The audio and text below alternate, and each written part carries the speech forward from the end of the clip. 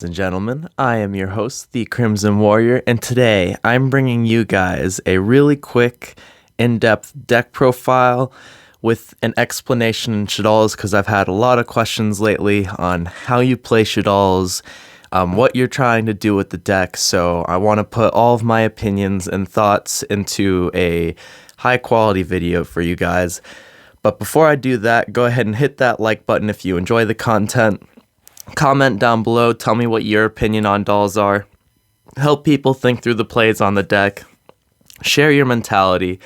It really helps because dolls can be played in so many different ways, and I feel like the players who are playing in 2015, at least in my locals, are not really around anymore. There's a couple of us, but not a lot of us who actually played this deck back in the day who still kind of understand it.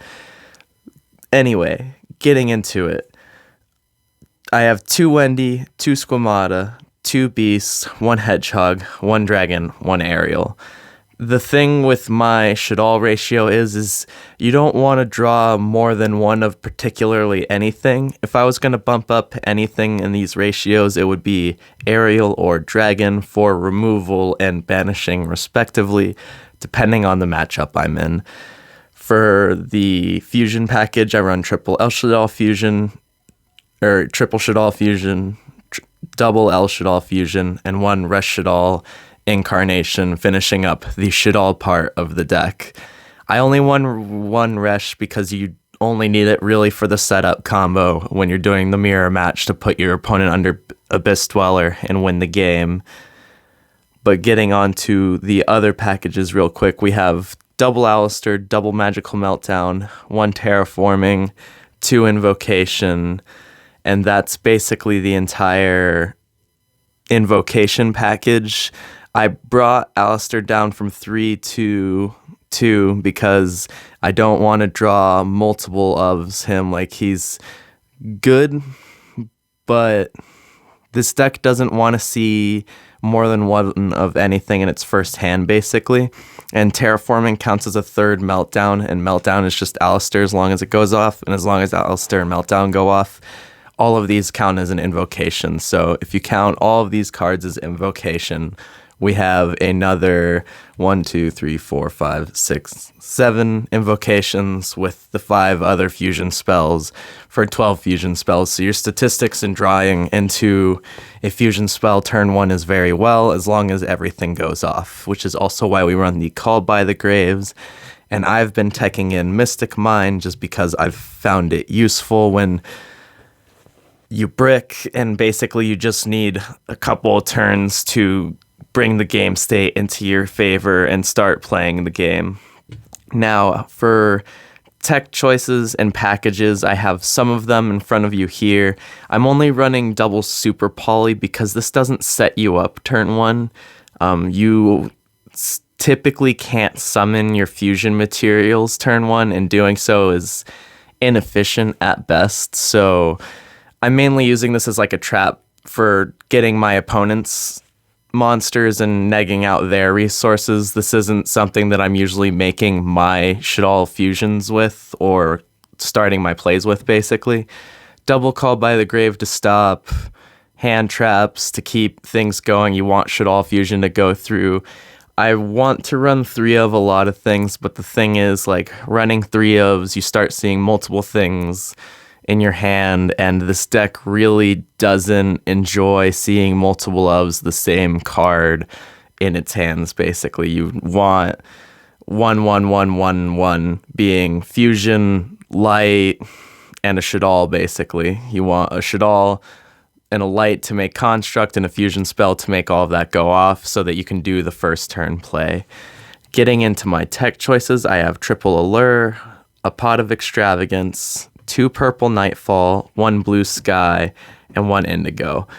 I'm going with a super small Mech Knight package because I'm just using them as beaters slash just beaters. They're to put pressure on my opponent. They're also just extra lights for construct, and it's easy to side the package out if my opponent starts not giving me column control. And I also just run the small package because you don't need your opponent to give you much column control when you can set a lot of your cards in a column your opponent's already occupied and then get your stuff to go off. So you don't require your opponent to do too many things here. I also run the Before Mage package, which is honestly the most important of the light packages, and 2 Ghost Ogres. So with your light options in this deck, I want to get into deck building a bit more.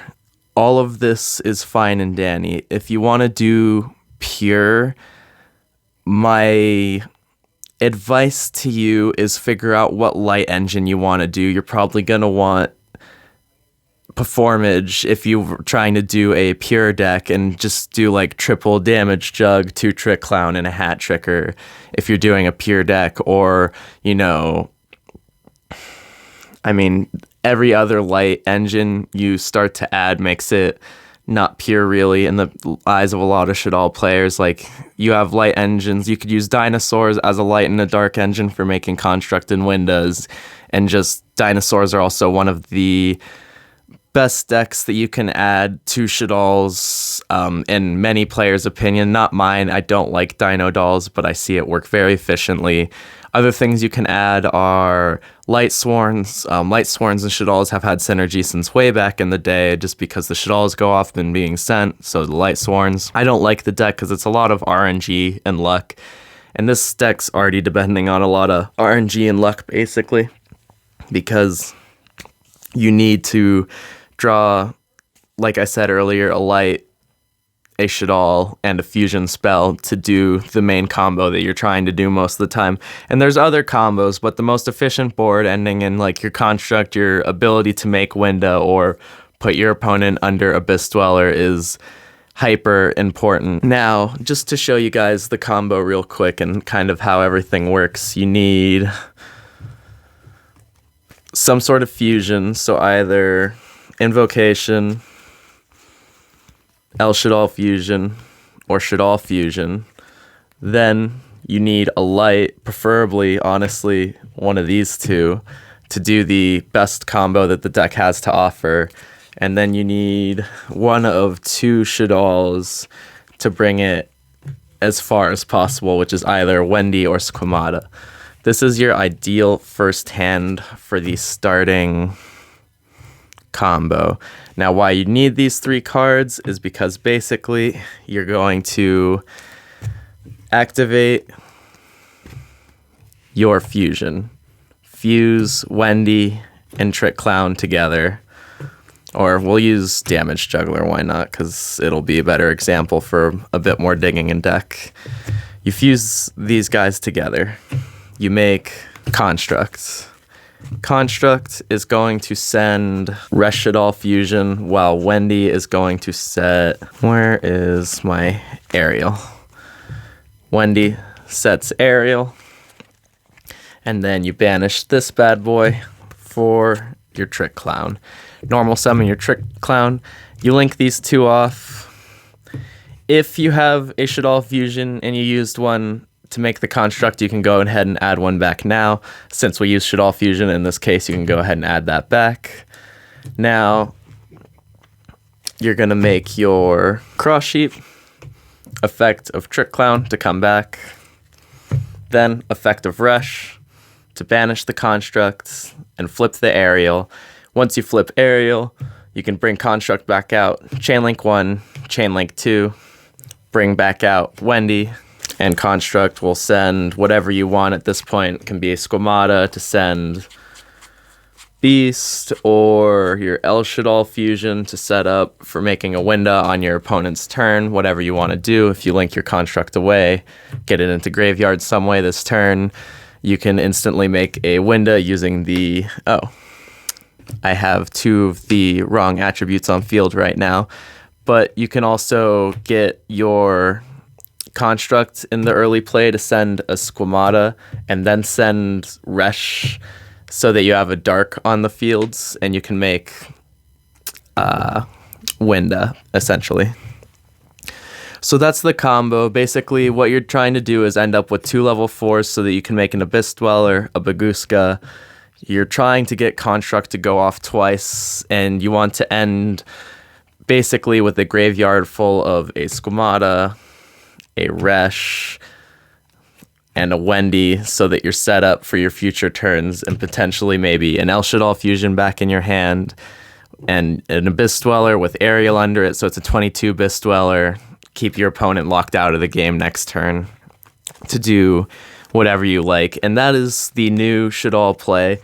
That is all that there is to learn for the deck in the modern sense of it. This is more of a reactionary deck. You're really using Shaddoll Fusion to gain advantage on your opponent, to keep steamrolling them. If they don't have a answer for Shaddoll Fusion, you start getting a lot of advantage right away. Like, a lot of people think that you only need to run 3 lights because they're expecting Shaddoll Fusion to go off all of the time.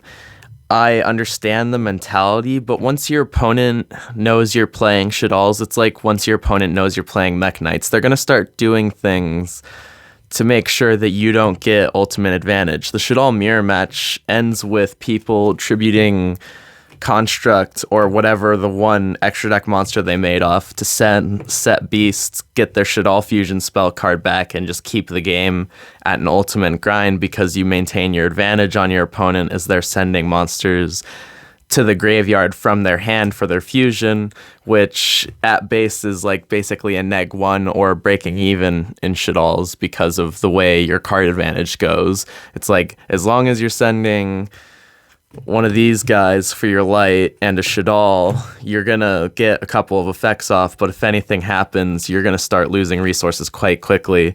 And when people DD Crow your Shaddoll Fusion or whatever you target to pick back up when your Construct goes to grave, your deck starts to lose a lot of recurability. So a lot of people are giving the deck a bit more credit than it deserves. I believe the deck is incredibly has some great plays, but it's not nearly the powerhouse people think it is. With the invoked version, like the magical meltdown stopping people from being able to respond from the activation of the spell cards are completely ridiculous, but what completely gets around that these days, and what's given hand traps a whole hell of a lot of potential, as Shaddoll Fusion and Invocation both have a Ghost Girl enemy that stops them. Ash stops the send effects, not the activation, so you can Ash even though you're under Meltdown. Even though your opponent's under Meltdown, they can still Ash your Shaddoll Fusion. And then I believe Invocation, it says Banishing in its card text, so even though you might not be using the Banishing, they can negate it using Ghost Spell and Haunted Mansion, I believe, if I'm remembering correctly, to stop you from banishing anything and just let the card's effect fizzle, essentially. So there's lots of ways to play against the deck. To beat this deck, you really need to just stop the recurability. To play this deck, you really need to be building for consistency. You want to be seeing the trinity of a fusion, your favorite Shaddolls of Wendy or Squamata, and preferably one of your light monsters. If you don't get one of your preferable light monsters, a hand trap, and anything that you can either normal or special out via the Mech Knight package will be enough to get you into your Cross Sheep and create your Abyss Dweller.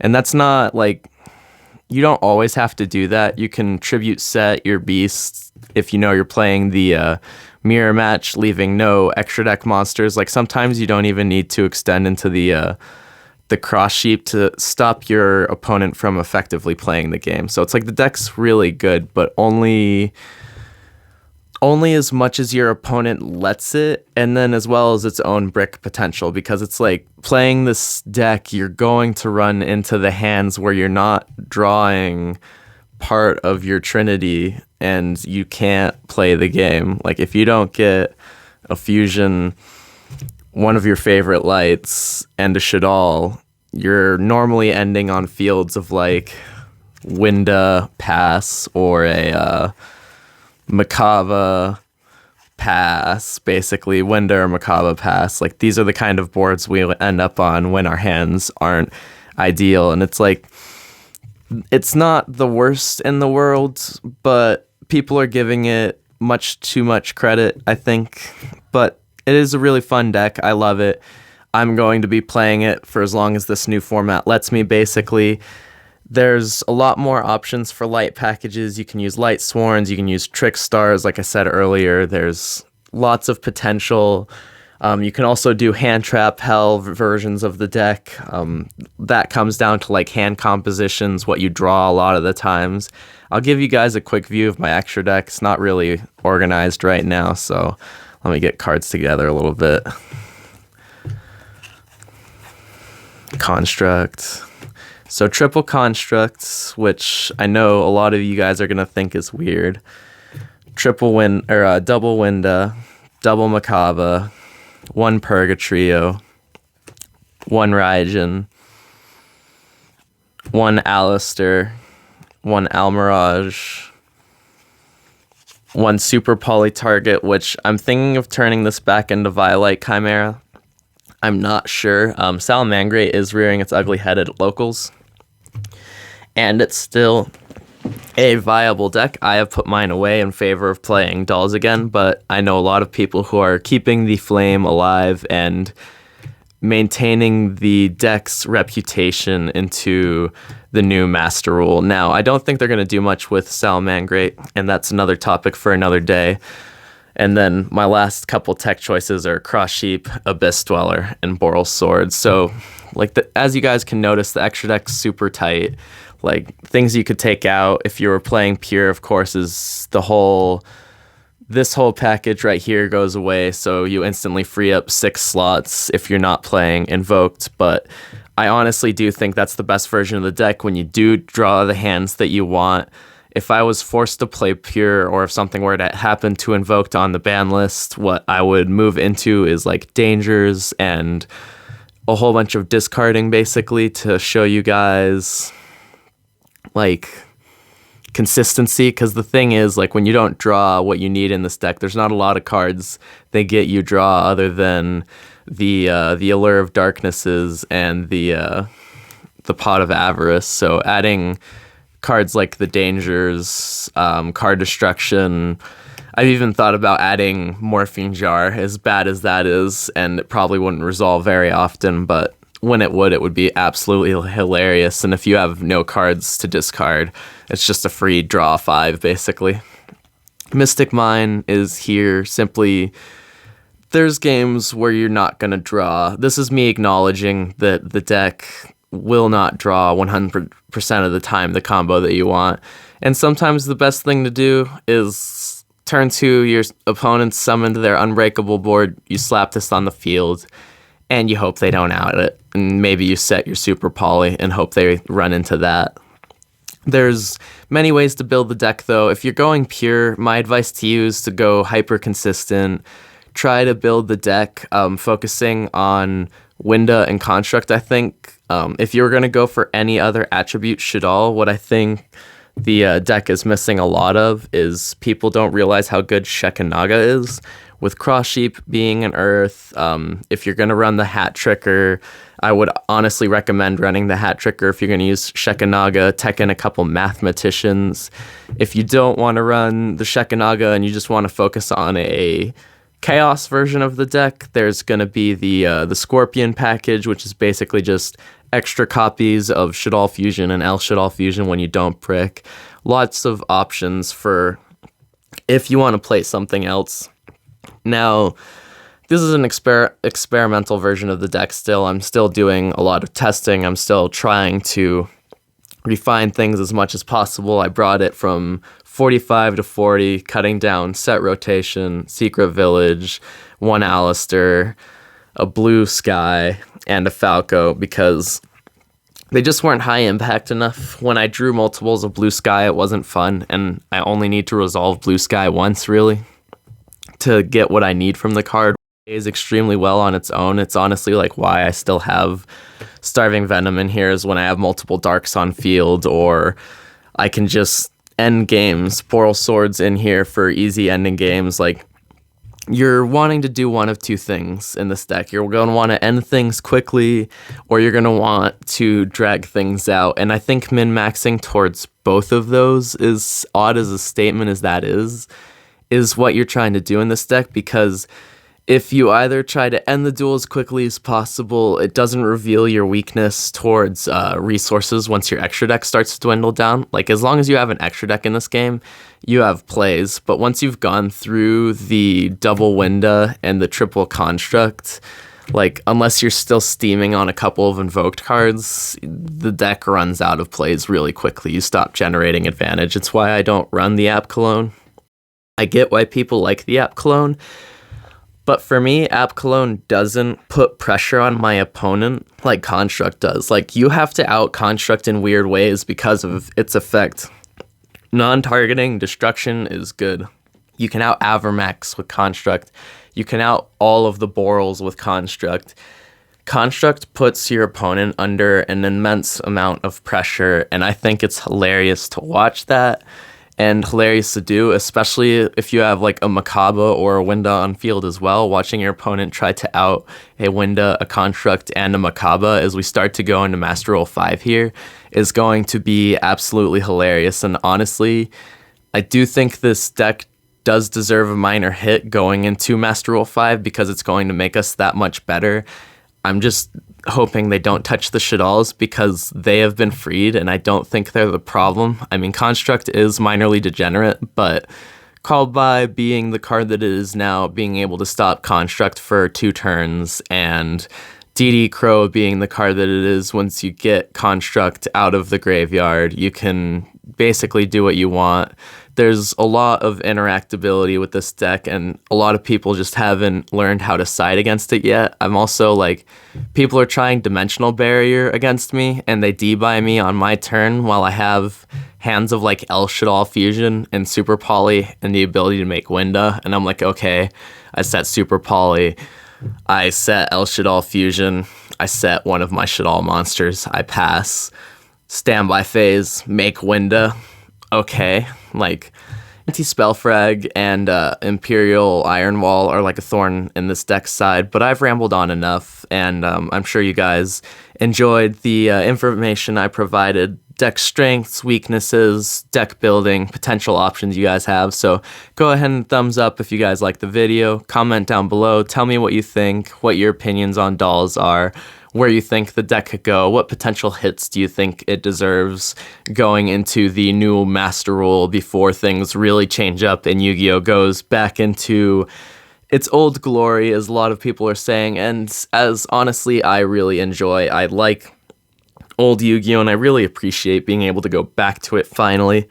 So I'm super excited for all of the changes that have been happening, and my love for the game has been honestly reinvigorated a million times.